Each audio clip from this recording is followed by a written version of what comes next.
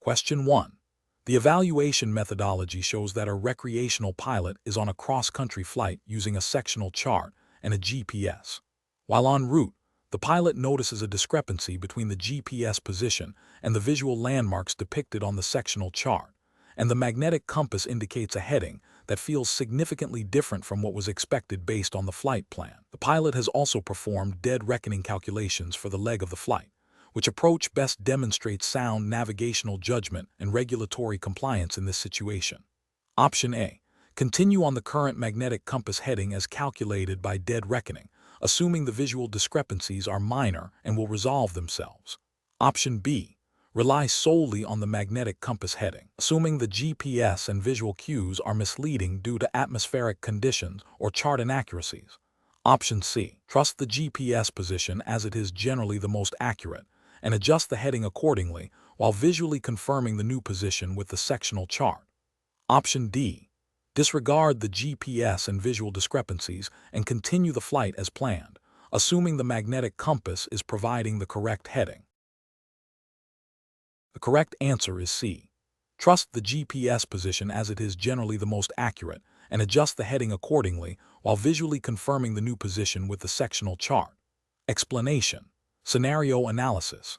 This scenario presents a professional challenge because it requires the pilot to make a critical navigation decision under time pressure and with incomplete information, directly impacting flight safety and regulatory compliance. The pilot must reconcile conflicting navigational data sources and make a judgment call that prioritizes safety and adherence to regulations over expediency.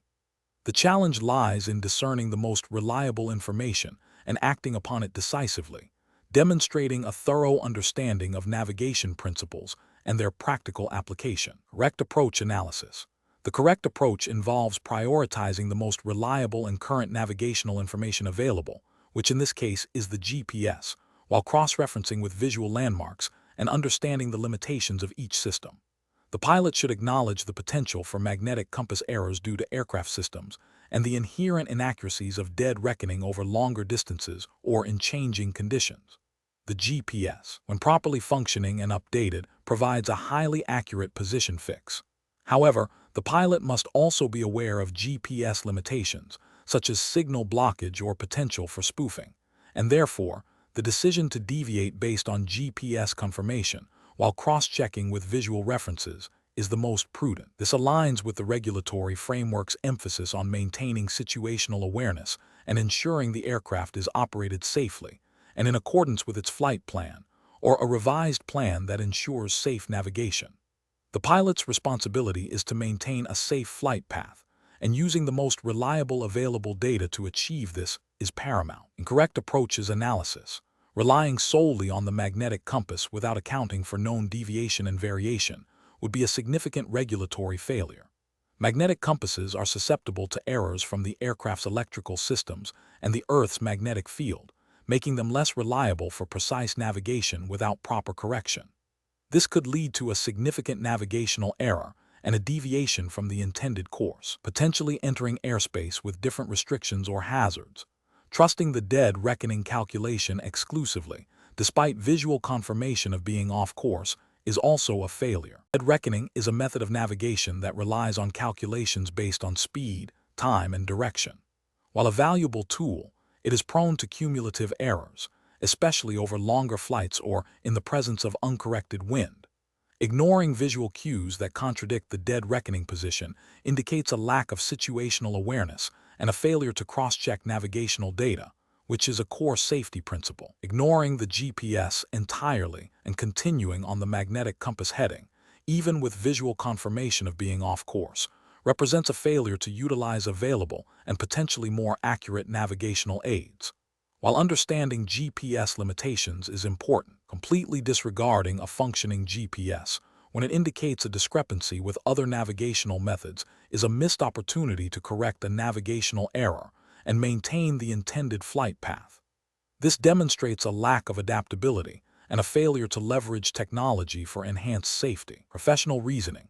Professionals in this situation should employ a systematic approach to navigation. First, they must understand the limitations and operational characteristics of each navigational instrument and system on board. Second, They should continuously cross-check information from multiple sources: visual, magnetic, and electronic. Third, they must maintain situational awareness by comparing their actual position with their intended flight path and flight plan. When discrepancies arise, the pilot should prioritize the most reliable data source, which is often the GPS when functioning correctly, but always with a critical eye and cross-referencing with visual cues and other instruments. Finally, they must be prepared to make timely and informed decisions to correct any navigational errors, ensuring the safety of the flight and compliance with all regulations. Question 2. The audit findings indicate a recent maintenance log entry for the aircraft's pitot static system noted a temporary repair to static port drain hole. As the pilot preparing for a flight, what is the most appropriate course of action to ensure regulatory compliance and flight safety? Option A. Proceed with the flight as scheduled, assuming the mechanic performed the necessary repairs and the system is functioning correctly, as the log entry indicated a temporary repair. Option B. Review the maintenance logbook entry thoroughly, consult the pilot's operating handbook (PO) for information on pitot static system limitations and instrument indications, and verify that the aircraft is certified as airworthy for the intended flight under the applicable Federal Aviation Regulations (FAR). Option C. Ignore the log entry as it pertains to a temporary repair and is unlikely to affect flight performance in good weather conditions. Option D. Contact the mechanic who performed the repair and ask for a verbal confirmation that the system is safe to fly without further documentation review. The correct answer is B. Review the maintenance logbook entry thoroughly, consult the pilot's operating handbook (PO) for information on pitot static system limitations and instrument indications, and verify that the aircraft is certified as airworthy for the intended flight under the applicable Federal Aviation Regulations (FAR). Explanation. Scenario analysis. This scenario presents a professional challenge because it requires a pilot to make a critical decision regarding aircraft airworthiness based on incomplete or potentially misleading information from a maintenance log. The pilot's primary responsibility is the safety of the flight and passengers, which necessitates a thorough understanding of aircraft systems and regulatory requirements for operating an aircraft with known discrepancies. Misinterpreting or overlooking the implications of a logged maintenance item, especially concerning a critical system like the pitot static system, could lead to a catastrophic failure. Correct approach analysis. The correct approach involves the pilot meticulously reviewing the maintenance log entry for the pitot static system.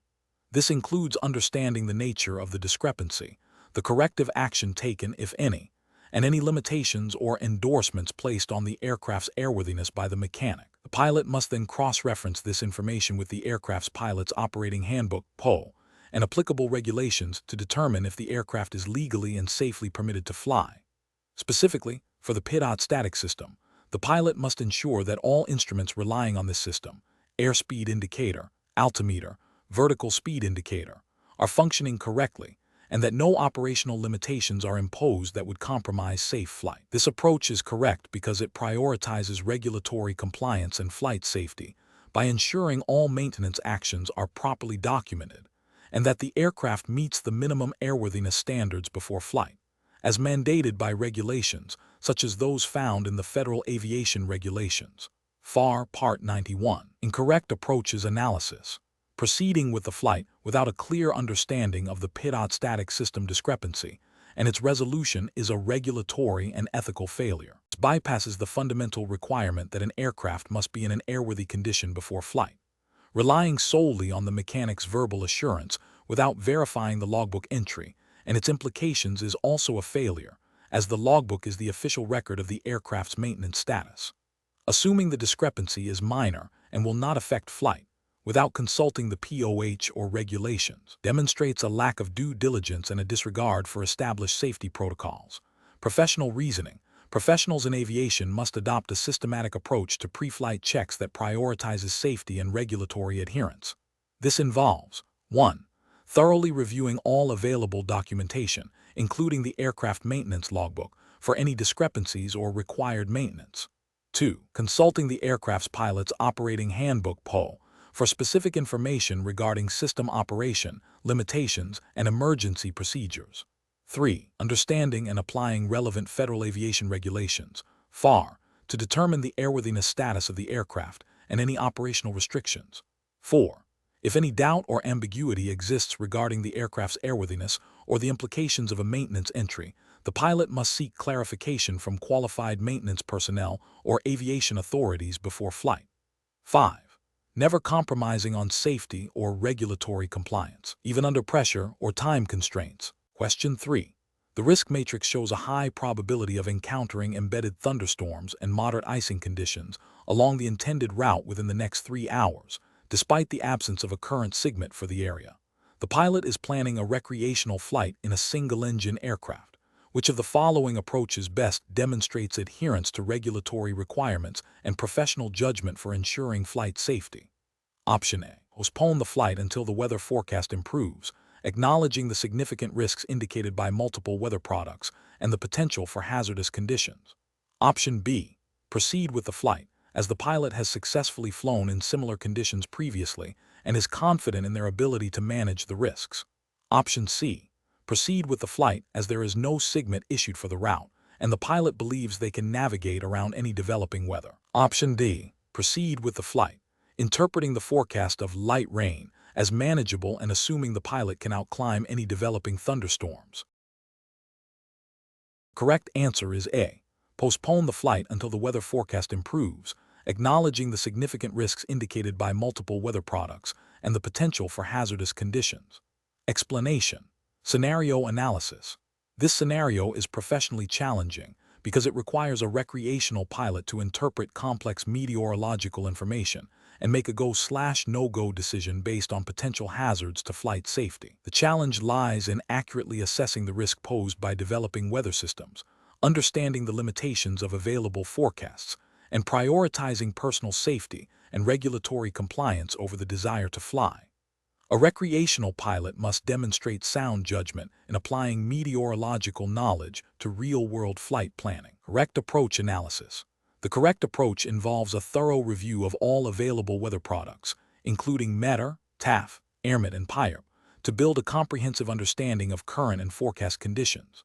This pilot then cross-references this information with the known limitations of their aircraft and personal experience, particularly concerning the specific hazards mentioned in the forecast, such as embedded thunderstorms and icing. The pilot's decision to postpone the flight due to the high probability of encountering hazardous conditions, as indicated by multiple weather products and the potential for rapid deterioration, aligns with the fundamental principle of aviation safety.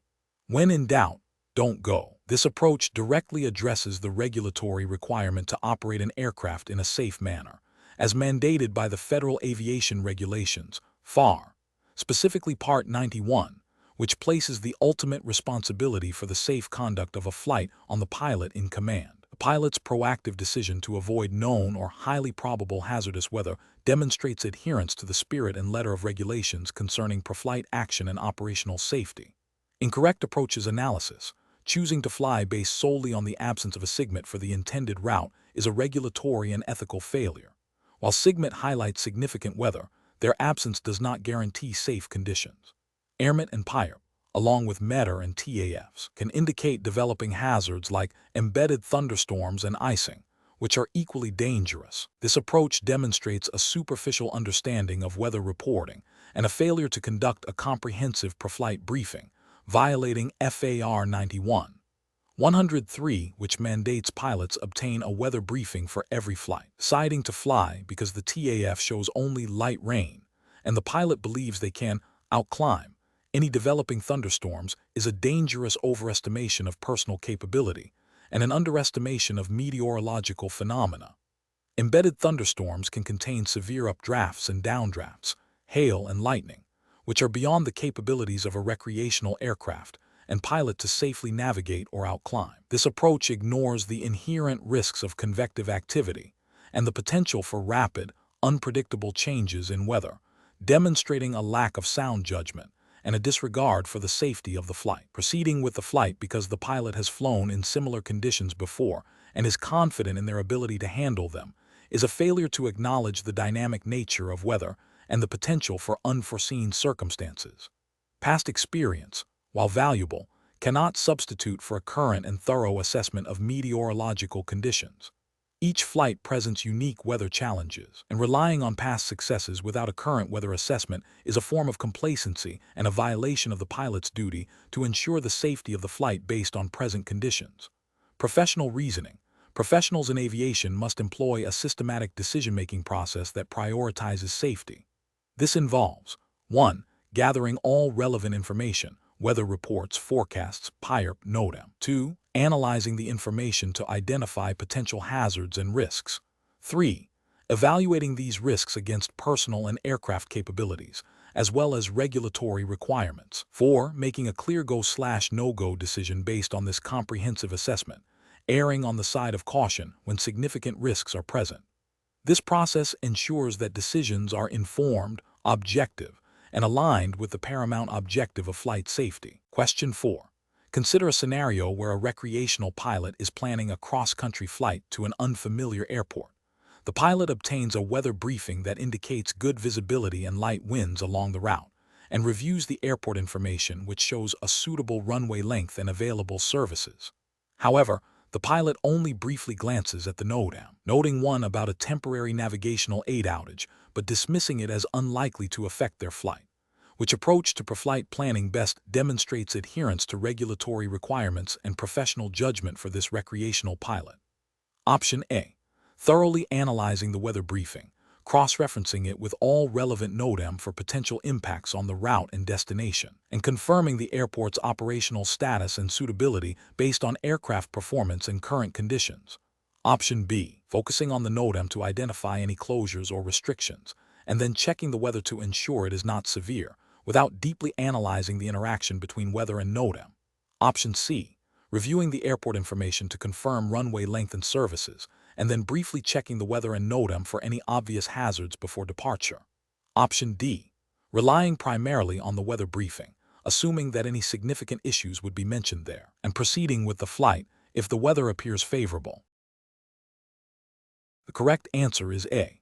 Thoroughly analyzing the weather briefing, cross-referencing it with all relevant NOTAM for potential impacts on the route and destination, and confirming the airport's operational status and suitability based on aircraft performance and current conditions. Explanation.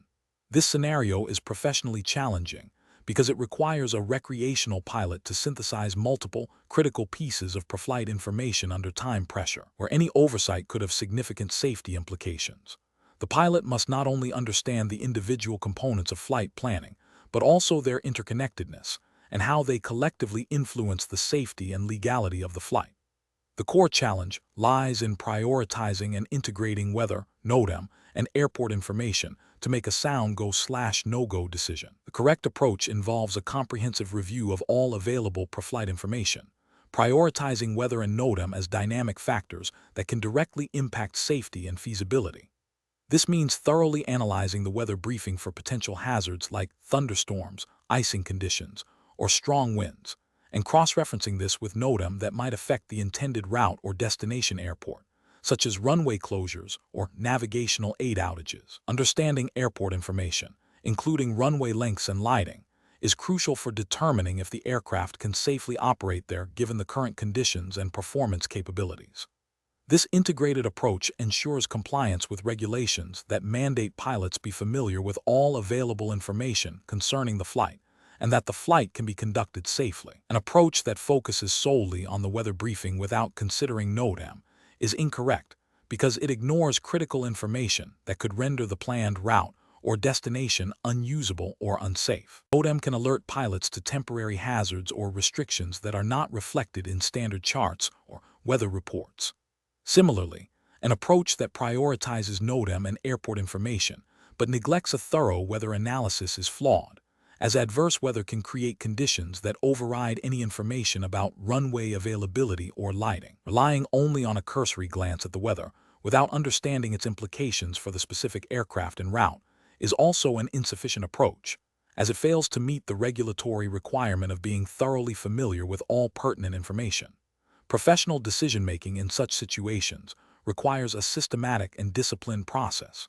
This begins with understanding the regulatory mandate to be proficient and knowledgeable about the intended flight. Pilots should develop a routine for pre-flight planning that ensures all critical elements are reviewed in a logical sequence. This typically involves obtaining a weather briefing, reviewing relevant NOTAM, checking airport facilities, and then considering aircraft performance and weight and balance. The pilot should then synthesize this information, asking critical questions. Is the weather forecast conducive to a safe flight? Are there any NOTAM that would prevent a safe operation at the destination or along the route? Can the aircraft safely operate at the destination airport given its performance and the prevailing conditions? If any of these questions cannot be answered with a confident yes, the pilot must be prepared to alter the plan or postpone the flight. Question 5. Strategic planning requires a recreational pilot to anticipate and manage the impact of environmental conditions on aircraft performance. Considering a scenario where a pilot is planning a takeoff from an airport at a significant elevation on a hot summer day, which of the following approaches best demonstrates sound judgment and adherence to safety principles? Option A. Plan the takeoff by consulting the aircraft's pilot's operating handbook, PO, performance charts for the specific temperature and altitude to determine the required runway length and expected climb performance. Option B. Focus solely on the wind conditions, as they are the most significant factor affecting takeoff performance. Option C. Rely on personal experience from previous flights in similar conditions to estimate the takeoff distance and climb capability. Option D. Proceed with the takeoff, assuming standard performance figures, as the aircraft is generally capable of operating at this elevation and temperature. Correct answer is D.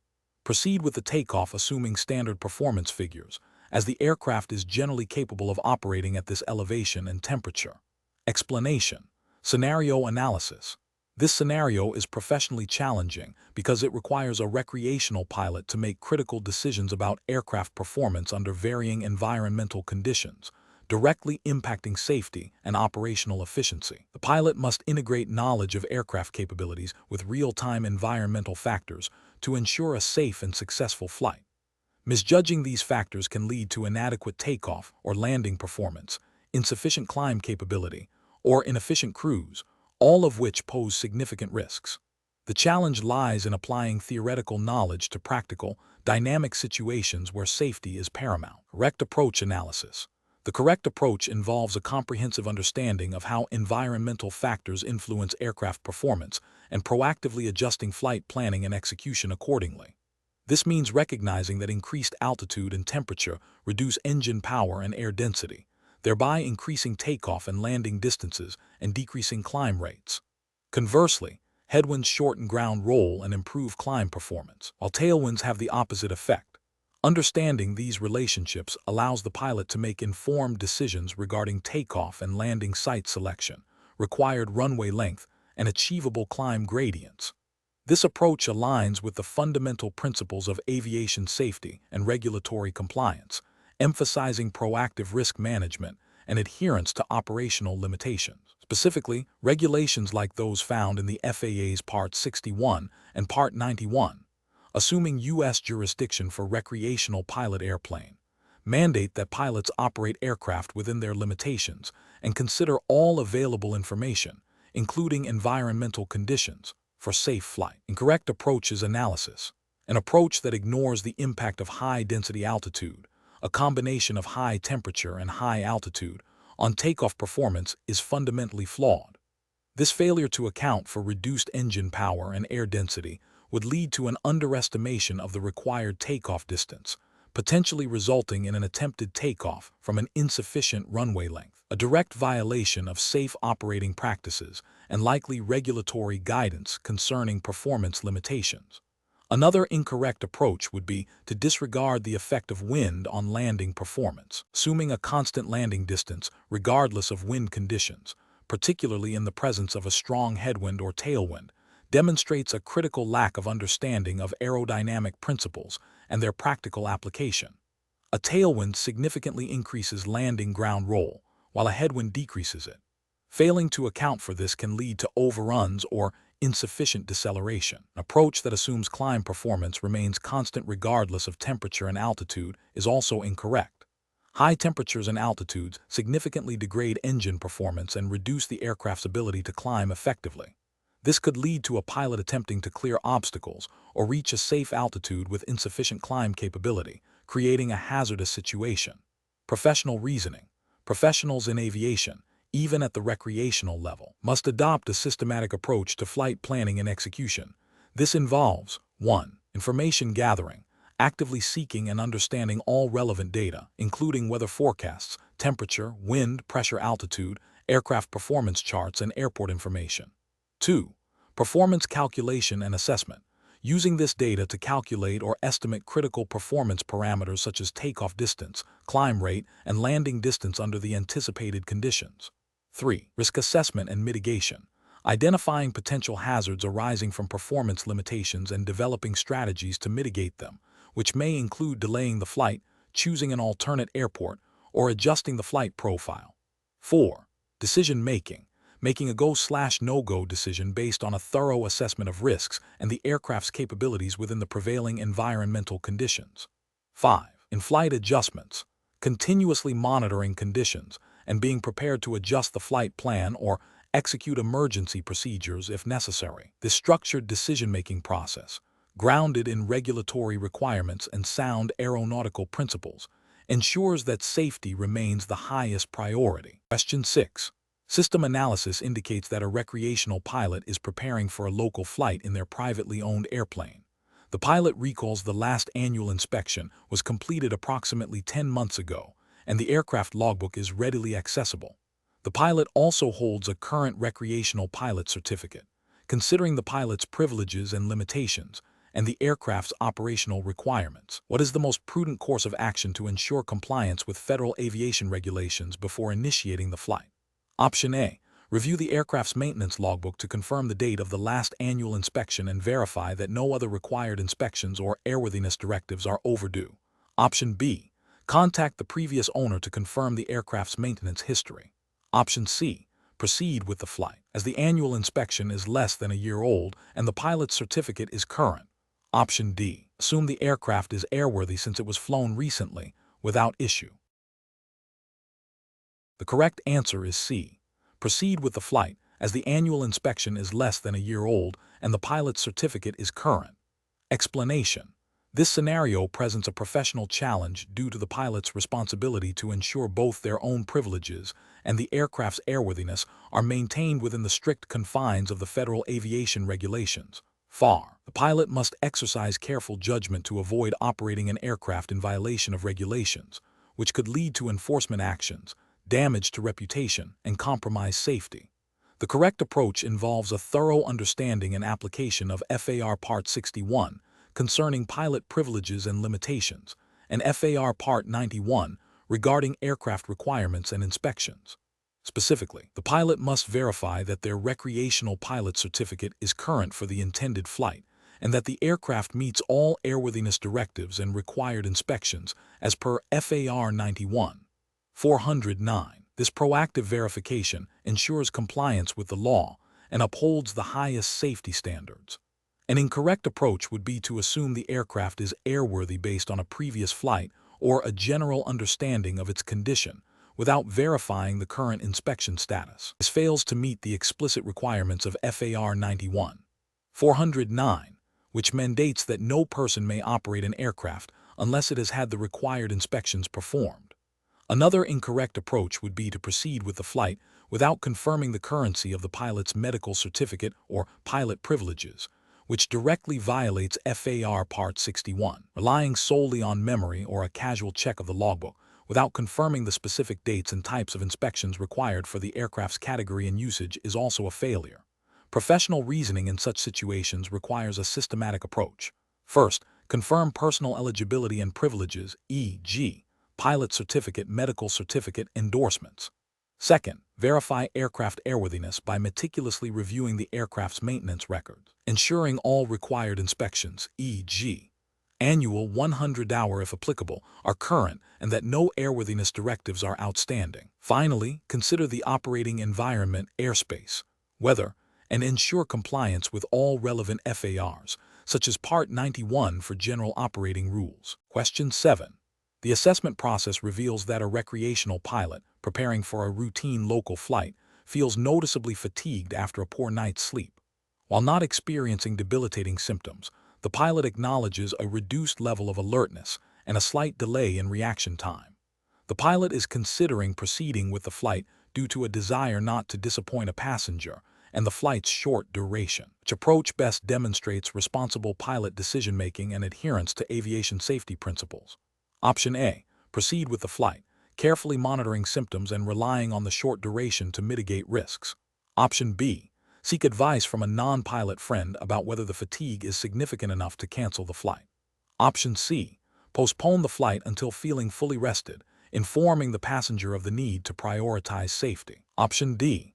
Take a stimulant medication to counteract the fatigue and proceed with the flight. The correct answer is A. Proceed with the flight, carefully monitoring symptoms and relying on the short duration to mitigate risks. Explanation. This scenario is professionally challenging because it requires a pilot to balance personal well-being with the absolute responsibility for the safety of flight. The pilot's perception of fatigue, even if not debilitating, introduces a significant human factor that directly impacts decision-making and situational awareness. The core of the challenge lies in objectively assessing one's own fitness to fly when personal desire or external pressures might suggest otherwise.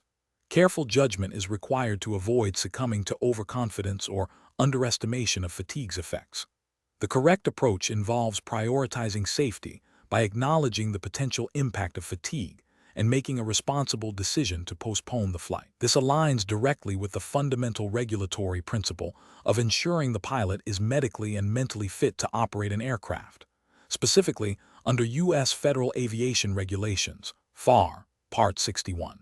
53, Prohibitions on Operations During Medical Deficiency, states that no person may act as a pilot in command of an aircraft when they know or have reason to know that they are suffering from a physical or mental condition that would make them unable to safely perform the duties or exercise the privileges of a pilot in command.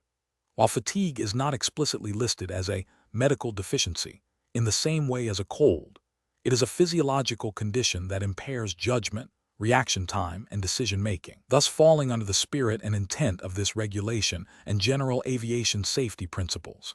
Ethically, a pilot has a duty of care to passengers, crew, and the public to operate only when fully capable. An incorrect approach would be to proceed with the flight despite feeling fatigued. This demonstrates a failure to adequately manage the risk associated with fatigue. The regulatory failure lies in violating the spirit, if not the letter, of FAR 61. 53 by operating when there is a known condition, fatigue, that impairs safety.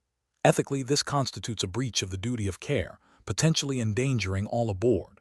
Another incorrect approach would be to rely solely on the fact that the fatigue is not severe or that the flight is short. This is a flawed risk assessment, as even moderate fatigue can have a significant impact on cognitive functions critical for aviation safety, such as vigilance and the ability to respond to unexpected events.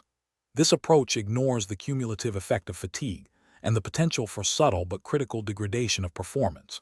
A further incorrect approach would be to seek reassurance from a non-certificated individual, such as a friend or family member, about fitness to fly. This bypasses the pilot's personal responsibility and the established regulatory framework for assessing fitness to fly, which rests solely with the pilot in command.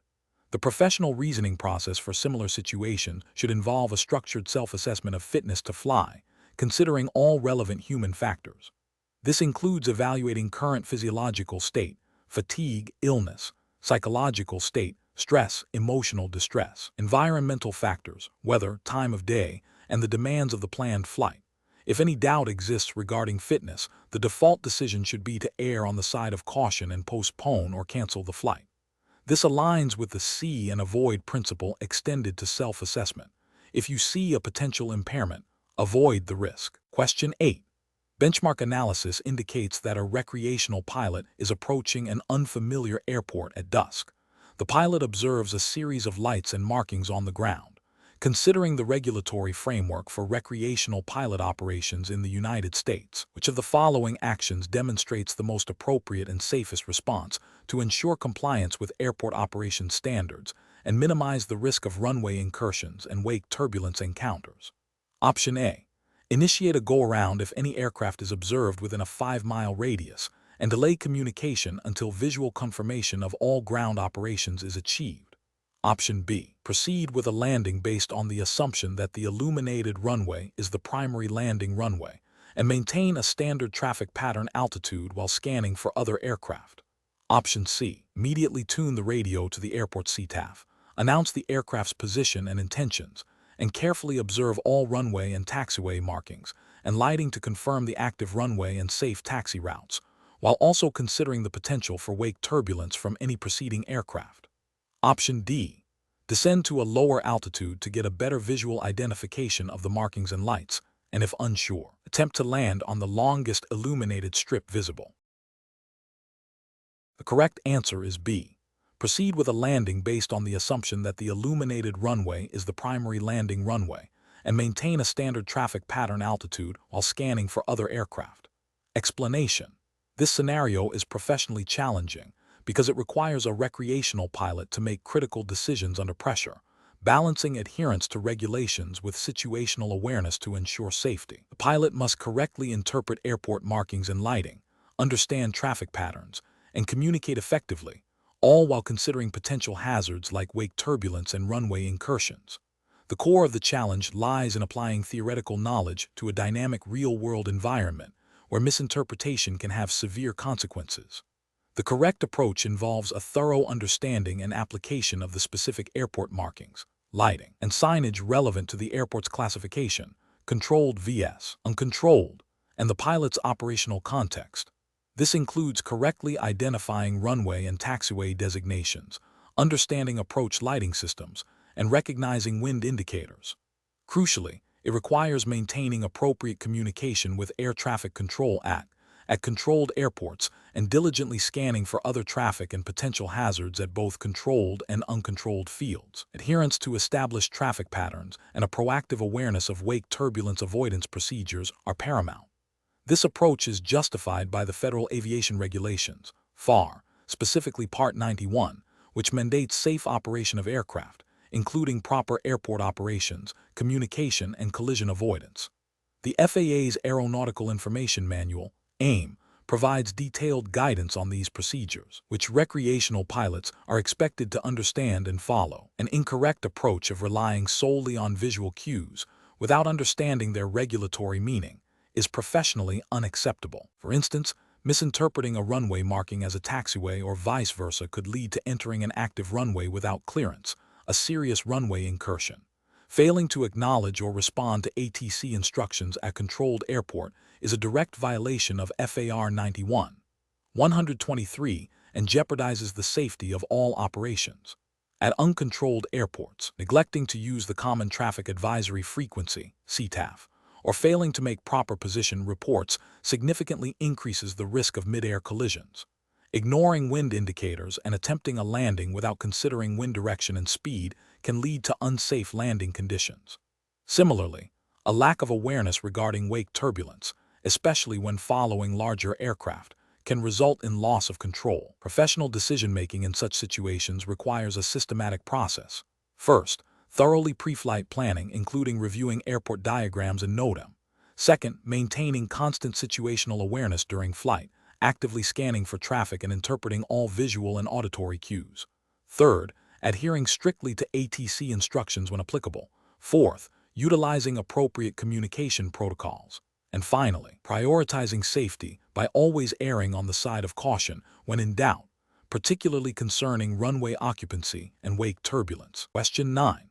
Strategic planning requires a recreational pilot to anticipate potential issues during flight. While on final approach for landing, you notice a significant and unexpected decrease in engine power, and the aircraft is not decelerating as expected. The runway is clear, and you have sufficient altitude to maneuver. Considering the principles of flight and aircraft performance, what is the most prudent course of action to ensure safety? Option A. Reduce airspeed significantly to conserve momentum and try to stretch the glide to the runway. Option B. Attempt to maintain the current glide path by increasing the angle of attack to compensate for the reduced power, hoping the engine will recover. Option C. Immediately initiate a go-around, maintaining coordinated flight and a safe airspeed, and assess the engine issue once airborne and at a safe altitude. Option D. Continue the approach, accepting a potentially longer landing roll, and hope the engine issue is temporary. Correct answer is C. Immediately initiate a go-around, maintaining coordinated flight and a safe airspeed, and assess the engine issue once airborne and at a safe altitude. Explanation. Scenario analysis. This scenario presents a pilot with a critical decision during takeoff, where understanding aerodynamic principles and their practical application is paramount. The challenge lies in the pilot's need to assess a potentially abnormal situation, an engine issue during the initial climb, and make an immediate, safe decision based on aircraft performance, aerodynamic limitations, and regulatory requirements. The pressure of the situation, the potential for rapid deterioration of the aircraft's state, and the need to prioritize safety over mission completion make this professionally challenging. Careful judgment is required to balance the desire to continue the flight with the absolute necessity of maintaining control and ensuring the safety of the aircraft and any occupants. Correct approach analysis. The correct approach involves immediately recognizing the compromised engine performance, understanding its impact on the aircraft's ability to climb and maintain airspeed, and executing a go-around or immediate landing. This approach is justified by the fundamental principle of maintaining adequate airspeed to prevent a stall, especially with reduced thrust. Regulations, such as those governing pilot responsibilities and emergency procedures, mandate that pilots prioritize safety. Specifically, understanding stall characteristics and the relationship between airspeed, angle of attack, and lift is crucial. If an engine fails or significantly degrades during takeoff, the aircraft's climb performance is severely compromised. Continuing the takeoff roll or attempting to climb at an insufficient airspeed would rapidly increase the angle of attack to maintain lift, leading to a stall. Executing a go-around or landing immediately ensures the aircraft remains within its controllable flight envelope, preventing a catastrophic loss of control. This aligns with the pilot's duty to operate the aircraft safely and in accordance with its limitations. Incorrect approaches analysis. Continuing the takeoff and attempting to climb at a reduced airspeed without acknowledging the compromised engine performance is a critical regulatory and ethical failure. This directly contravenes the understanding of stall characteristics and the need for sufficient airspeed for controlled flight. It ignores the fundamental aerodynamic principle that reduced thrust necessitates a higher airspeed or a lower angle of attack to maintain lift, and attempting to maintain altitude with reduced thrust will inevitably lead to an increased angle of attack and a potential stall. Attempting to maintain altitude by increasing the angle of attack while the engine is underperforming is also a dangerous and incorrect approach. This directly leads to an increased risk of stalling, as the wing's ability to generate sufficient lift at given airspeed is compromised by the reduced thrust. This action demonstrates a misunderstanding of the interplay between thrust, airspeed, and the critical angle of attack required to prevent a stall. Ignoring the issue and continuing the flight as if no problem exists is the most severe failure. This demonstrates a complete disregard for the pilot's responsibility to monitor aircraft systems, assess performance, and react appropriately to abnormal situations. It violates the core tenets of aviation safety and regulatory compliance, which require pilots to be vigilant and prepared to handle emergencies. Professional reasoning. Professionals in aviation must adopt a proactive and safety-first decision-making framework. This involves continuous monitoring of aircraft performance and systems, understanding the aerodynamic implications of any deviation from normal operation, and being prepared to execute emergency procedures. When faced with an engine issue during takeoff, the immediate priority is to assess whether the aircraft can safely continue the takeoff or if a go-around or immediate landing is necessary. This assessment should be based on established performance parameters and a thorough understanding of aerodynamic principles, particularly stall characteristics, and the aircraft's ability to maintain a safe airspeed. The decision-making process should follow a see and avoid mentality, not just for other aircraft, but for the aircraft's own performance envelope. If there is any doubt about the aircraft's ability to safely continue, the default action should be to abort the takeoff or execute a go-around. Question 10.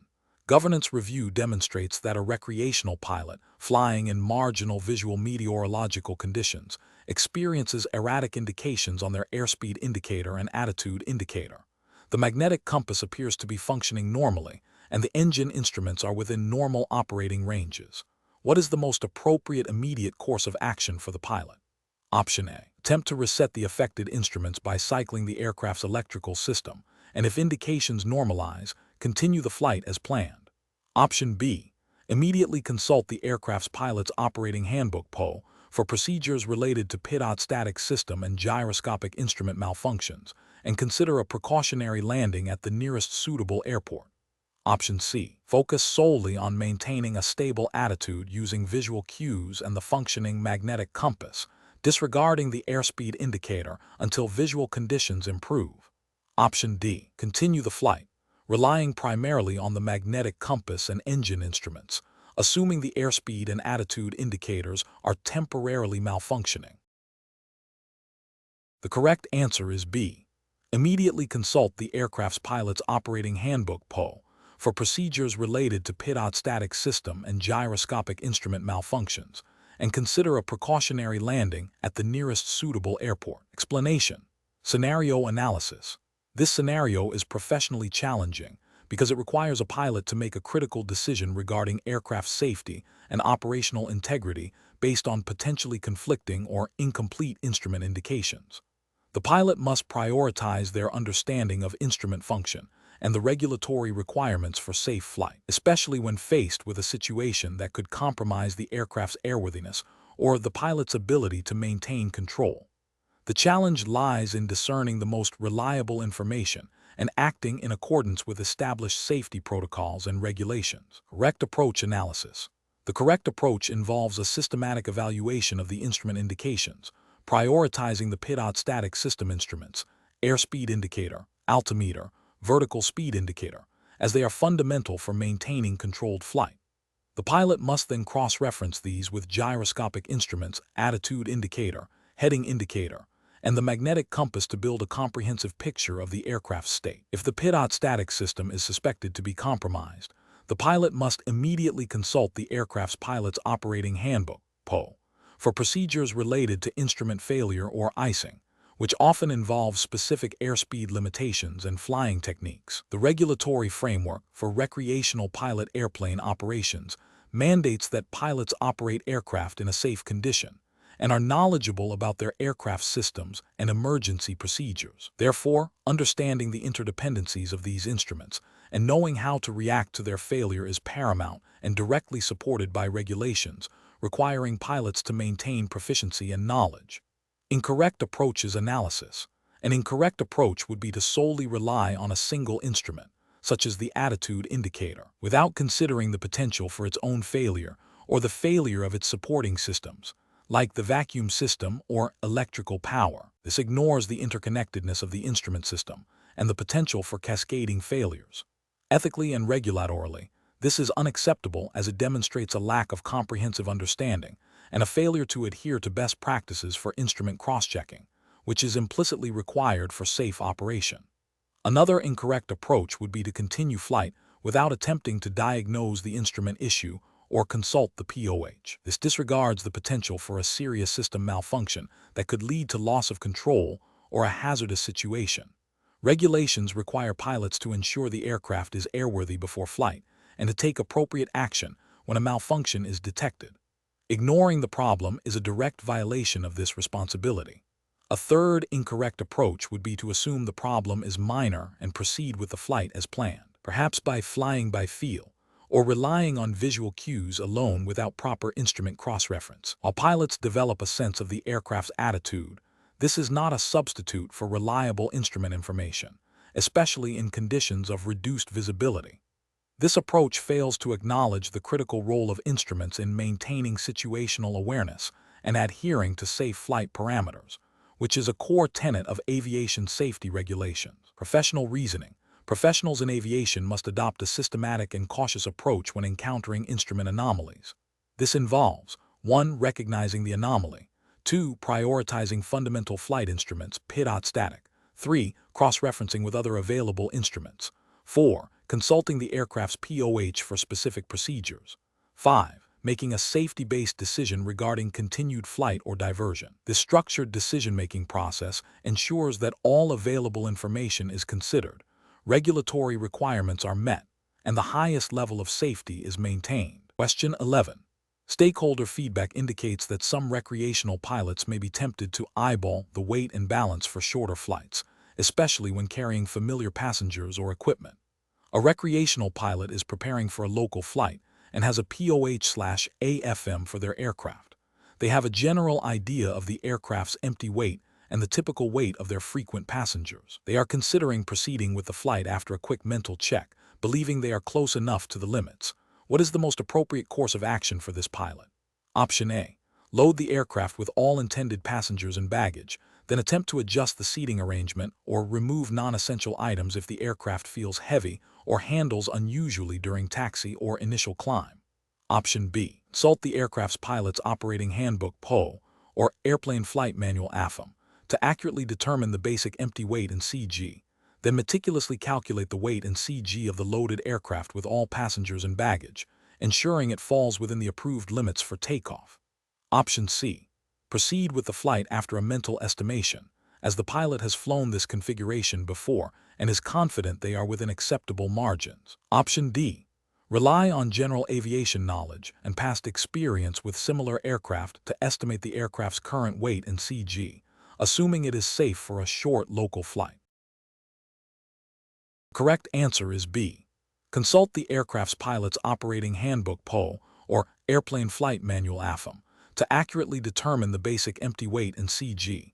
Then meticulously calculate the weight in CG of the loaded aircraft with all passengers and baggage, ensuring it falls within the approved limits for takeoff. Explanation: this scenario is professionally challenging because it requires a recreational pilot to make a critical decision regarding aircraft loading that directly impacts safety and regulatory compliance. The pilot must understand the practical implications of weight and balance beyond simple calculations, recognizing how exceeding limits or operating outside the center of gravity (CG) envelope can lead to loss of control. The challenge lies in balancing the desire to carry necessary equipment and passengers with the absolute requirement to operate within the aircraft's certified limitations. The correct approach involves consulting the aircraft's pilot's operating handbook (PO) or airplane flight manual (AFM) for the specific weight and balance information. This is the only authoritative source for determining the aircraft's empty weight, useful load, maximum takeoff weight, and CG limits. The pilot must then accurately account for the weight and moment of all items being loaded, including passengers, baggage, and any equipment, and verify that the resulting loaded weight and CG are within the approved limits for takeoff. This approach is correct because it directly adheres to the regulatory framework, specifically the Federal Aviation Regulations, FAR, in the United States, which mandate that aircraft must be operated within their certificated weight and balance limitations.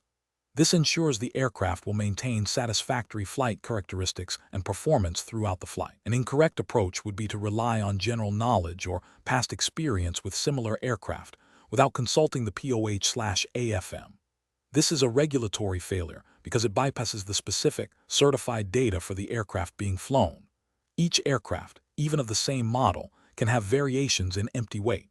Relying on memory or assumptions can lead to significant errors in weight and balance calculations, potentially resulting in an overloaded aircraft or an out-of-limits CG.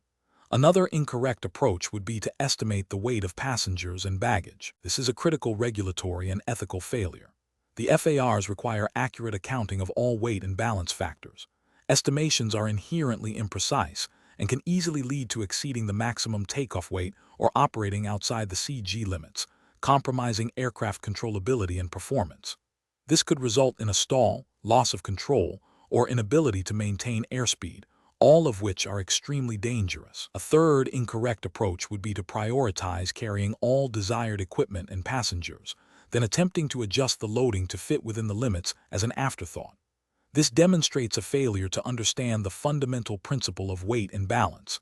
It must be determined before flight. This approach is a significant safety and regulatory failure because it suggests a willingness to compromise safety for convenience or to carry more than the aircraft is designed for. Pilot's primary responsibility is to ensure the aircraft is operated safely and legally, which begins with pre-flight weight and balance calculations.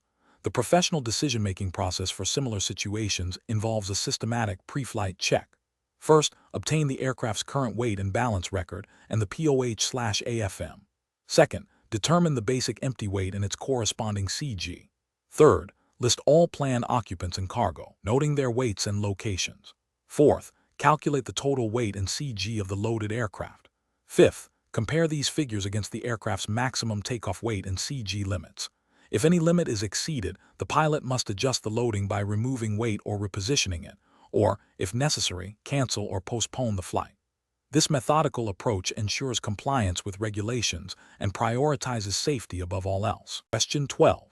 Strategic planning requires a recreational pilot preparing for night flight to meticulously review and confirm specific operational requirements.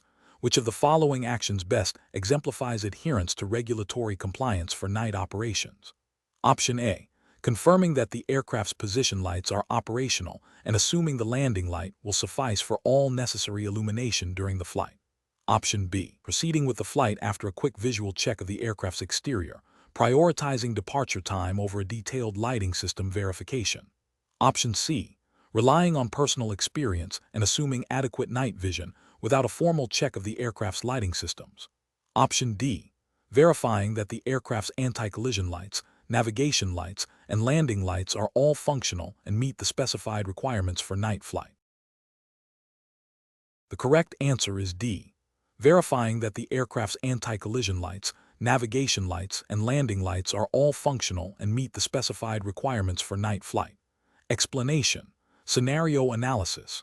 This scenario is professionally challenging because it involves a pilot operating at the edge of their privileges and potentially their comfort zone. Night flying introduces unique physiological and environmental challenges that require meticulous preparation and adherence to regulations. The pilot must balance the desire to complete a flight with the absolute necessity of ensuring safety, which is paramount in aviation. Misjudging conditions or overestimating personal capabilities can lead to critical errors during a phase of flight, inherently more demanding than daytime operations. Correct approach analysis. The correct approach involves a thorough pre-flight assessment of all relevant factors, including weather, aircraft lighting, and personal readiness for night flight. This includes verifying that the aircraft's anti-collision lights, navigation lights, and landing lights are all functional and meet the requirements for night operations as stipulated by the relevant aviation authority. Furthermore, the pilot must confirm their own proficiency and physiological readiness for night flying, acknowledging the reduced visibility and potential for disorientation. This proactive, regulatory-compliant approach ensures that all safety margins are maintained and that the flight is conducted within the established legal and operational framework. Incorrect approaches analysis. An approach that relies solely on the aircraft's position lights and assumes that the landing light is sufficient for all night operations is incorrect because it fails to meet the comprehensive lighting requirements for night flight. Aviation regulations typically mandate specific anti-collision lighting in addition to navigation and landing lights for night operations to ensure visibility to other aircraft and ground personnel. An approach that prioritizes reaching the destination quickly over verifying the functionality of all required aircraft lighting systems is fundamentally flawed. This demonstrates a disregard for regulatory compliance and safety protocols, placing the mission objective above the well-being of the pilot and others. The failure to confirm all lighting systems are operational is a direct violation of night flight regulations and significantly increases the risk of an accident. An approach that assumes personal night vision is adequate without considering potential fatigue or environmental factors is also incorrect. While a pilot may have good night vision, it can be degraded by fatigue, stress, or the specific ambient light conditions. Regulations and best practices emphasize a holistic assessment of personal readiness, not just a subjective feeling of capability. Professional reasoning. Professionals in aviation must adopt a systematic decision-making process that prioritizes safety and regulatory compliance. This involves 1. Understanding and strictly adhering to all applicable regulations for the intended phase of flight. 2. Conducting a comprehensive pre-flight inspection, paying particular attention to any systems critical for the specific operating conditions, e.g., lighting for night flight. 3. Performing a thorough risk assessment, considering both environmental factors and personal limitations. 4. Making go/no-go decisions based on objective criteria and safety margins, not on subjective feelings or external pressures. 5. Continuously monitoring conditions throughout the flight, and being prepared to alter or terminate the flight if safety is compromised. Question 13. Quality control measures reveal that during a pre-flight briefing for a recreational seaplane flight, a passenger, who is also a friend of the pilot, expresses strong encouragement to proceed with the landing at their destination, despite the pilot noting that the wind has picked up significantly, causing moderate chop on the water, which is beyond the pilot's usual comfort level for landing. The pilot is concerned about the potential for a rough landing and possible damage to the aircraft or injury to the passenger. What is the most professionally responsible course of action for the pilot in this situation? Option A. Attempt a step taxi at a reduced speed to assess the water conditions more closely before committing to a landing. Option B. Land at a nearby, calmer body of water and have the passenger arrange alternative transportation to their final destination. Option C. Politely explain to the passenger that the current water conditions are not ideal for a safe landing and propose an alternative landing site or a delay until conditions improve. Option D. Proceed with the landing as requested by the passenger, assuring them that they have the skills to handle the conditions. Correct answer is D. Proceed with the landing as requested by the passenger, assuring them that they have the skills to handle the conditions. Explanation. This scenario presents a professional challenge because it involves a conflict between a pilot's desire to complete a flight and the paramount responsibility to ensure the safety of passengers and the aircraft, especially in the unique environment of seaplane operations. The pilot must exercise sound judgment, prioritizing safety over convenience or personal preference when faced with uncertain conditions. The correct approach involves prioritizing the pilot's personal assessment of safety and adhering to established operating procedures for water operations. This means the pilot should decline the passenger's request if they have any doubt about their ability to safely execute the landing due to the prevailing conditions. This aligns with the fundamental ethical obligation of a pilot to always operate within their capabilities and the aircraft's limitations, and to avoid any action that could jeopardize safety. Regulatory frameworks, such as those governing recreational pilot operations, emphasize pilot responsibility for the safe conduct of the flight and mandate that pilots shall not operate an aircraft if they are aware of any condition that would make it unsafe to do so. Specifically concerning water operations, regulations often require pilots to exercise extreme caution and to be proficient in assessing water conditions, including wave height, wind, and potential hazards. The pilot's decision to err on the side of caution, even if it means delaying or canceling the flight, is the only professionally and ethically sound course of action.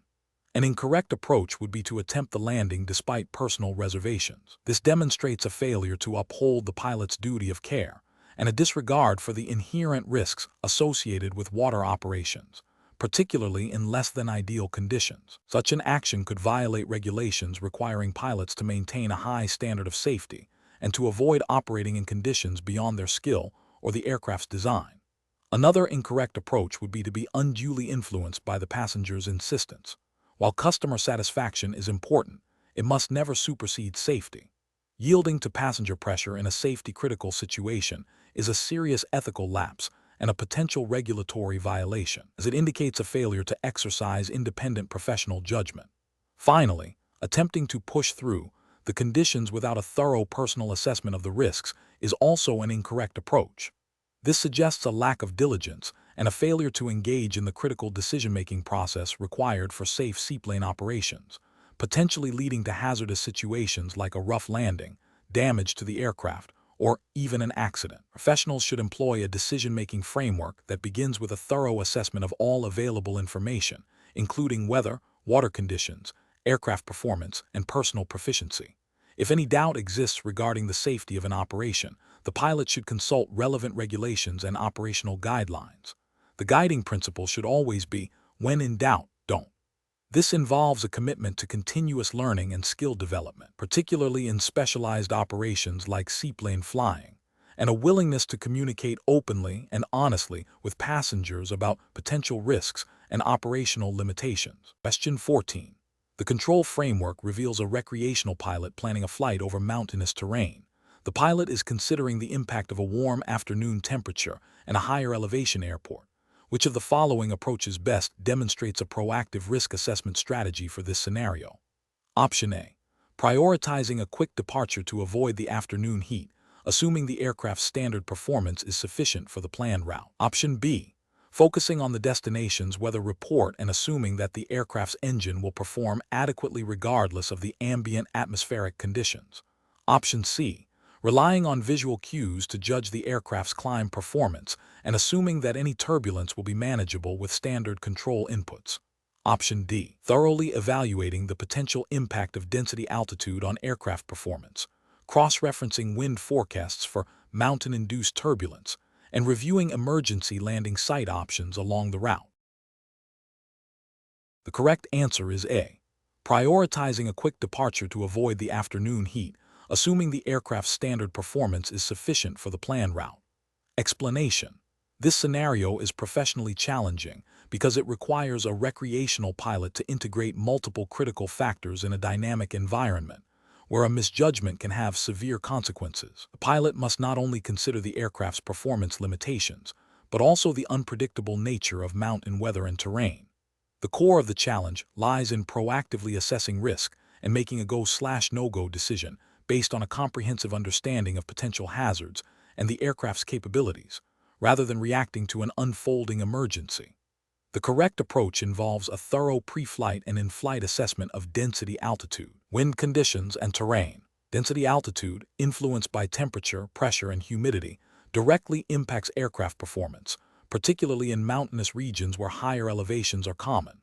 Understanding how density altitude affects climb rate, takeoff and landing distances, and stall speed is crucial for safe operation.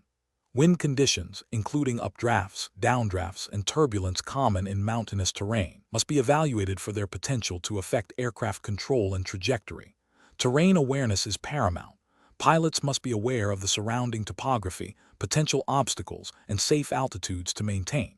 Finally, having a well-rehearsed emergency procedure for scenarios like engine failure or unexpected weather changes in a remote area is vital.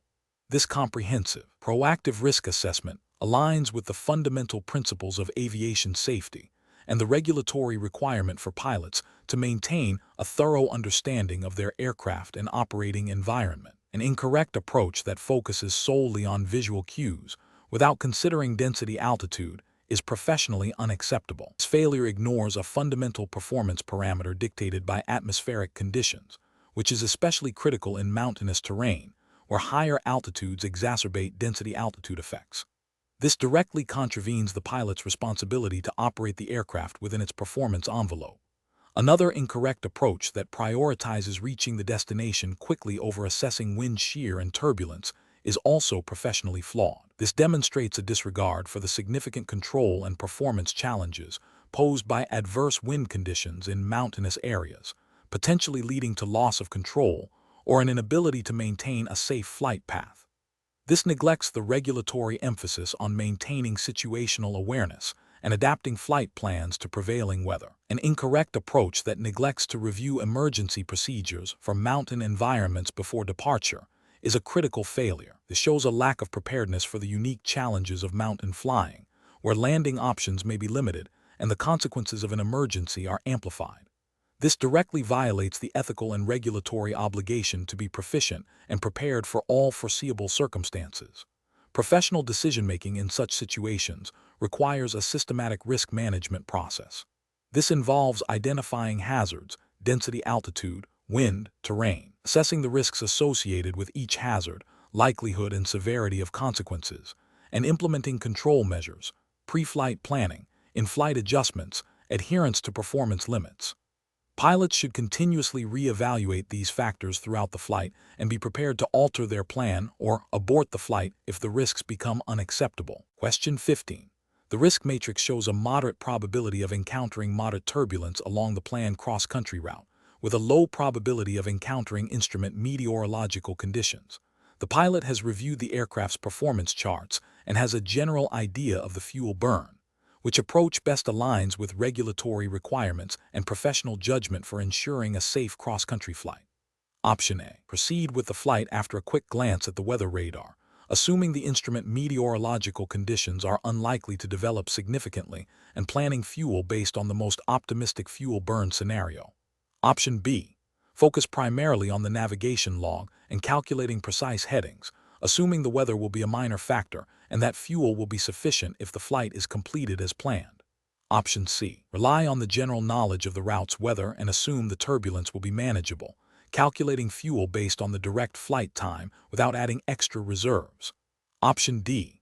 Obtain a detailed weather briefing, specifically inquiring about turbulence forecasts and potential for icing, and calculate fuel requirements to include a reserve for at least 30 minutes of flight at normal cruising speed, plus an additional buffer for potential headwinds or diversions.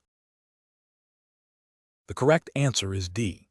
Obtain a detailed weather briefing, specifically inquiring about turbulence forecasts and potential for icing, and calculate fuel requirements to include a reserve for at least 30 minutes of flight at normal cruising speed, plus an additional buffer for potential headwinds or diversions. Explanation: this scenario is professionally challenging because it requires a recreational pilot to synthesize multiple critical pieces of information under the pressure of an upcoming flight, balancing safety with operational efficiency. The pilot must not only understand the theoretical aspects of cross-country flight planning, but also apply them in a practical, risk-averse manner, adhering strictly to regulatory requirements. The core challenge lies in making informed decisions that mitigate potential hazards before they materialize. The correct approach involves a comprehensive review of all available weather information, cross-referencing it with the planned route and aircraft performance capabilities, and then making a conservative fuel decision that accounts for contingencies. This approach is right because it directly addresses the regulatory mandate for pilots to ensure they have adequate fuel for the flight, including reserves, and to be aware of weather conditions that could affect safety. Specifically, regulations require pilots to obtain a weather briefing, plan a route considering weather, and calculate fuel requirements. A thorough weather briefing allows the pilot to anticipate potential hazards like thunderstorms, icing conditions, or strong headwinds, which directly influence route selection and fuel needs. Planning for contingencies, such as diversions or unexpected delays, is also a fundamental safety principle embedded in regulatory guidance. An incorrect approach that prioritizes speed over thoroughness in the weather briefing would be professionally unacceptable. This failure stems from a disregard for regulatory requirements to be aware of hazardous weather and to make a go/no-go decision based on that information. It also creates an unacceptable risk of encountering unforeseen weather, potentially leading to a dangerous situation. Another incorrect approach that involves calculating fuel based solely on the direct route distance without considering wind or reserve requirements is also professionally flawed. This directly violates regulations concerning fuel planning and reserves, which are designed to prevent fuel exhaustion. It demonstrates a lack of understanding of the practicalities of flight, where winds significantly impact ground speed and fuel consumption. Finally, an incorrect approach that neglects to plan for potential diversions or alternate landing sites is a critical oversight. Regulations implicitly require pilots to consider the safety of the flight throughout its duration, which includes having a plan for unexpected events. Failing to consider diversions leaves the pilot unprepared for emergencies or unforeseen circumstances, such as an engine issue or a rapidly deteriorating weather situation at the destination. Professionals should employ a systematic decision-making framework that begins with understanding the regulatory requirements for the specific flight operation. This is followed by a thorough gathering of all relevant data: weather, NOTAM, aircraft performance. Next, the pilot must analyze this data to identify potential risks and develop mitigation strategies. This includes route selection, fuel planning, and contingency planning. The final step is to make a go/no-go decision based on the comprehensive risk assessment, prioritizing safety above all else. Question 16. The performance metrics show that you are maintaining a steady altitude and heading on a VFR flight. You observe an aircraft approaching from your right at approximately the same altitude, and it appears to be on a converging course.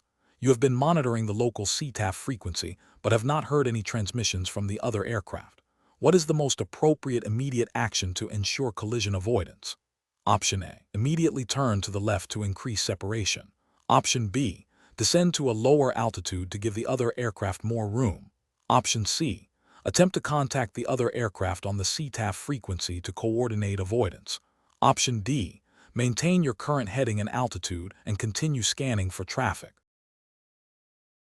Correct answer is D. Maintain your current heading and altitude and continue scanning for traffic. Explanation: this scenario is professionally challenging because it requires a pilot to simultaneously manage multiple visual cues and potential threats in a dynamic environment, all while adhering to strict right-of-way rules designed to prevent collisions. The pilot's judgment is critical in prioritizing actions and making timely decisions under pressure. The correct approach involves a proactive and systematic application of the see and avoid principle, which is a fundamental tenet of VFR flight. This means actively scanning the entire visual field, not just forward, to detect other aircraft. When a potential conflict is identified, the pilot must immediately assess the situation and apply the established right-of-way rules. In this case, the pilot of the aircraft at a lower altitude has the right-of-way over the aircraft at a higher altitude. The correct response is to maintain course and altitude, allowing the higher aircraft to maneuver. This aligns directly with regulations that mandate pilots to yield to aircraft on their right when converging at approximately the same altitude, and to give way to aircraft at a lower altitude. The use of a transponder, while not directly dictating right-of-way, aids in situational awareness for both the pilot and air traffic control ATC, and responding to ATC advisories is a mandatory part of maintaining safe flight. An incorrect approach would be to assume the higher aircraft will see and avoid. This violates the see and avoid principle, which places the responsibility on all pilots to actively scan for traffic. Another incorrect approach would be to immediately alter course to avoid the higher aircraft without first determining right-of-way. While avoiding a collision is paramount, doing so without adhering to the established rules can create new hazards or confuse other pilots. Furthermore, failing to acknowledge or respond to ATC advisories, if given, would be a direct violation of regulatory requirements and a failure to utilize available resources for collision avoidance. The professional decision-making process in such situations should involve 1. Continuous visual scanning for traffic. 2. Immediate assessment of relative positions and altitudes upon sighting another aircraft. 3. Application of established right-of-way rules. 4. If a conflict exists and right-of-way is clear, maintain course and altitude as required. 5. If a conflict exists and right-of-way is not clear or dictates yielding, execute a maneuver that is clear and conspicuous to the other aircraft, preferably to the right. 6. Utilize ATC advisories and transponder information to enhance situational awareness. Question 17. Process analysis reveals that a recreational pilot experiences an engine failure at a moderate altitude during a cross-country flight. The pilot has some basic knowledge of emergency procedures, but is feeling a significant degree of stress. Which of the following approaches best reflects the required decision-making framework and regulatory compliance for this situation? Option A. Maintain aircraft control. Attempt a restart if altitude and airspeed permit, and then execute a forced landing in the most suitable area. Option B. Immediately initiate a forced landing in the nearest suitable field without attempting any troubleshooting or restart procedures. Option C. Attempt aggressive maneuvers to regain altitude and search for a more ideal landing site further away. Option D. Focus on communicating the emergency to air traffic control and passengers while maintaining a stable glide. The correct answer is B. Immediately initiate a forced landing in the nearest suitable field without attempting any troubleshooting or restart procedures. Explanation. Scenario analysis. This scenario presents a critical in-flight emergency requiring immediate and decisive action. The challenge lies in the pilot's limited experience, the potential for panic, and the need to recall and apply emergency procedures under extreme stress. The pilot must prioritize actions to ensure the safety of themselves and any passengers, while adhering to regulatory requirements for emergency handling. The complexity arises from the need to assess the situation rapidly, select the most appropriate emergency procedure, and execute it effectively, all within a very short time frame. Correct approach analysis. The correct approach involves a systematic and prioritized response to the engine failure. This begins with maintaining aircraft control, then addressing the immediate cause of the failure by attempting to restart the engine if feasible and time/altitude permit, and finally, executing a forced landing in the most suitable available area. This aligns with fundamental aviation safety principles and regulatory guidance for emergency procedures, emphasizing control, diagnosis, and mitigation. Specifically, regulations mandate that pilots maintain aircraft control at all times and take all necessary actions to ensure the safety of the flight. The decision to attempt a restart is a standard procedure when altitude and airspeed allow, as it offers the best chance of restoring power. If a restart is not possible or fails, the immediate focus shifts to a safe forced landing, which involves selecting an appropriate landing site and preparing the aircraft and occupants for the landing. Incorrect approaches analysis. An approach that focuses solely on immediate landing without attempting a restart when conditions permit is incorrect, because it forgoes a potential solution that could restore normal flight. While safety is paramount, a missed opportunity to regain engine power could lead to a more hazardous outcome than a controlled forced landing. This approach fails to follow the established decision-making hierarchy for engine failures. An approach that prioritizes passenger comfort or communication over immediate aircraft control and engine troubleshooting is incorrect. While passenger well-being is crucial, the pilot's primary responsibility is to maintain control of the aircraft. Distractions or actions that compromise control or the ability to address the engine issue can exacerbate the emergency. Regulations place the highest priority on maintaining aircraft control. An approach that involves attempting complex maneuvers or troubleshooting beyond the pilot's training and the aircraft's capabilities is incorrect. This could lead to a loss of control, which is a far more dangerous situation than a controlled forced landing. The pilot must operate within their limits and the aircraft's design parameters, especially during an emergency. This violates the principle of maintaining safe flight parameters. Professional reasoning. Professionals utilize a structured decision-making framework for emergencies, often summarized as aviate, navigate, communicate. In this case, aviate means maintaining control of the aircraft. Navigate means determining the best course of action, including selecting a landing site. Communicate is important but secondary to aviate and navigate in the initial stages of an engine failure. The pilot must also follow the specific emergency checklist for engine failure, which typically includes steps for troubleshooting and restarting the engine before committing to a forced landing. This systematic approach ensures that all viable options are considered and executed in the correct order of priority, maximizing the chances of a safe outcome. Question 18.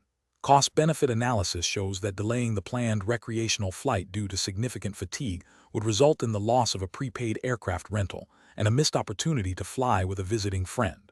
However, the pilot feels a strong sense of obligation to fulfill the commitment. Considering the pilot's significant fatigue from a late night and early morning, what is the most professionally responsible course of action? Option A. Postpone the flight and reschedule, prioritizing personal well-being and aviation safety over the immediate financial loss and social inconvenience. Option B. Fly the aircraft, believing that the familiarity of the route and the short duration of the flight will mitigate the risks associated with fatigue. Option C. Fly the aircraft but delegate critical tasks to the visiting friend, assuming they can assist in monitoring the flight and compensating for any pilot impairment. Option D. Proceed with the flight after consuming a large amount of caffeinated beverage, rationalizing that the benefits of fulfilling the commitment outweigh the perceived minor impairment from fatigue. The correct answer is D. Proceed with the flight after consuming a large amount of caffeinated beverage, rationalizing that the benefits of fulfilling the commitment outweigh the perceived minor impairment from fatigue. Explanation. This scenario presents a professional challenge because it forces a pilot to balance personal well-being and operational safety against potential financial or personal inconvenience. The pilot's responsibility to operate safely, as mandated by aviation regulations, is paramount. A careful judgment is required to avoid compromising safety due to external pressures or a misjudgment of personal condition. The correct approach involves prioritizing safety by acknowledging the potential impact of fatigue and making a responsible decision to postpone the flight. This aligns with the fundamental ethical duty of a pilot to ensure the safety of the flight, passengers, and the aircraft. Regulations, such as those governing pilot responsibilities and fitness for flight, implicitly or explicitly require pilots to assess their condition and refrain from flying if impaired. The ethical principle of aviate, navigate, communicate begins with ensuring the pilot is capable of performing these tasks, which is compromised by significant fatigue. An incorrect approach of flying despite significant fatigue is a direct violation of the pilot's responsibility to be fit to fly. This failure stems from a disregard for the regulatory framework that underpins aviation safety, which assumes pilots will self-regulate their fitness. Ethically, it breaches the duty of care owed to all parties involved in the flight. Another incorrect approach of downplaying the fatigue to avoid inconvenience or financial loss demonstrates a failure to uphold professional integrity. This prioritizes personal or financial considerations over safety, which is a severe ethical lapse and a regulatory failure. It suggests a lack of understanding of the severe consequences that fatigue can have on cognitive function, reaction time, and decision-making, all critical for safe flight operations. A further incorrect approach of seeking a quick, superficial remedy for fatigue, such as excessive caffeine, without addressing the underlying issue of insufficient rest, is also professionally unacceptable. While caffeine might offer temporary alertness, it does not eliminate the underlying physiological fatigue, which can still impair performance. This approach fails to meet the standard of being truly rested and fit for duty, potentially leading to a false sense of security and a dangerous underestimation of risk. The professional reasoning process for similar situations should involve a structured self-assessment of fitness for flight. This includes honestly evaluating physical and mental condition, considering factors like sleep duration and quality, recent stress levels, and any potential effects of medications or environmental factors. If there is any doubt about fitness, the default decision should be to postpone or cancel the flight. This decision-making framework emphasizes a proactive approach to risk management, where potential hazards are identified and mitigated before they can impact safety. It is rooted in the understanding that aviation safety is a shared responsibility, with the pilot bearing the primary duty to ensure their own capability to operate the aircraft safely. Question 19. Compliance review shows that a recreational pilot is preparing for a flight. The pilot has reviewed the forecast, which indicated scattered clouds and light winds for the departure time. However, upon arriving at the airport, the pilot observes that the sky is becoming overcast, and the wind has increased significantly in strength and changed direction. The pilot also notices a distant dark cloud formation that was not mentioned in the forecast. What is the most professionally responsible course of action? Option A. Depart immediately to avoid being caught by any potential worsening weather, trusting personal judgment over the observed changes. Option B. Contact the departure control tower for an opinion on the weather and proceed based on their informal assessment. Option C. Proceed with the flight as planned, assuming the forecast is generally accurate and the observed changes are minor and temporary. Option D. Delay the flight until a more current weather briefing can be obtained and the observed conditions are better understood. The correct answer is C. Proceed with the flight as planned, assuming the forecast is generally accurate and the observed changes are minor and temporary. Explanation. This scenario presents a professional challenge because it requires a pilot to balance the desire to complete a flight with the paramount responsibility of ensuring the safety of the aircraft and its occupants. The pilot must make a judgment call based on incomplete or potentially misleading weather information, which is a common ethical dilemma in aviation. Careful judgment is required to avoid overconfidence or complacency when faced with uncertain weather conditions. The correct approach involves prioritizing safety by obtaining the most current and comprehensive weather information available and making a conservative decision based on that information. This aligns with the fundamental ethical obligation of a pilot to act in the best interest of safety. Specifically, it requires consulting official weather sources, understanding the limitations of forecasts, and being prepared to delay or cancel the flight if conditions are not conducive to a safe operation. This proactive and safety-conscious decision-making process is implicitly and explicitly supported by aviation regulations that mandate pilots to be thoroughly familiar with weather conditions and to exercise good judgment. An incorrect approach would be to proceed with the flight based on an outdated forecast or a casual observation of the weather, ignoring potential developing hazards. This demonstrates a failure to adhere to regulatory requirements for pre-flight weather briefings and a disregard for the ethical duty to protect passengers. Relying solely on personal experience without verifying current conditions is also a failure, as atmospheric conditions can change rapidly and unpredictably. Another incorrect approach is to be influenced by external pressures, such as passenger expectations or a desire to avoid inconvenience, the detriment of safety. This compromises professional integrity and violates the pilot's primary responsibility. Professional reasoning in such situations should follow a structured decision-making process. First, pilots must be aware of their responsibilities and the regulatory framework governing weather information. Second, they should actively seek out and interpret all available weather data, including METR, TAF, and PIR. Third, they must critically assess the reliability and currency of this information, considering potential discrepancies and the likelihood of rapid changes. Fourth, they should apply their knowledge of aviation meteorology to anticipate potential hazards like turbulence, icing, or reduced visibility. Finally, they must make a clear, safety-based decision, which may include delaying, diverting, or canceling the flight, without succumbing to external pressures. Question 20. Benchmark analysis indicates that recreational pilots often face scenarios where pre-flight planning reveals potential challenges. Imagine you are planning a recreational flight to a nearby airport for lunch.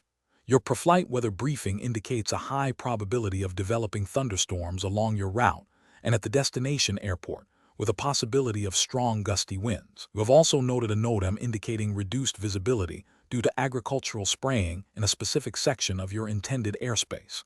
Your aircraft's performance charts suggest that takeoff performance will be marginal under the forecasted temperature and density altitude conditions, and you have calculated your weight and balance to be near the aft limit.